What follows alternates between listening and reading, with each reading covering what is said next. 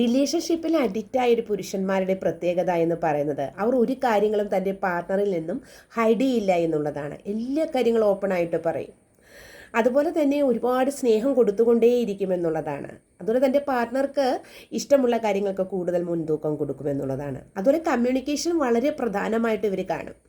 എപ്പോഴും കമ്മ്യൂണിക്കേറ്റ് ചെയ്യാൻ ആഗ്രഹിച്ചുകൊണ്ടിരിക്കും. ഫോൺ ചെയ്യാനും ചാറ്റ് ചെയ്യാനും എപ്പോഴും അവരുടെ സ്റ്റാറ്റസ് കാണാനും എല്ലാം അവർ എപ്പോഴും അവരുടെ സമയം ചിലവഴിച്ചുകൊണ്ടിരിക്കുമെന്നുള്ളതാണ്. അതുപോലെ ഇഷ്ടംപോലെ പണം അവർക്ക് വേണ്ടി ചിലവഴിക്കും. അവർക്ക് ഇഷ്ടമുള്ള സാധനങ്ങളെല്ലാം വാങ്ങിച്ചു കൊടുക്കും. അതിപ്പോൾ ഡ്രസ്സായാലും ഫുഡായാലും എല്ലാം അങ്ങനെ തന്നെയാണ്.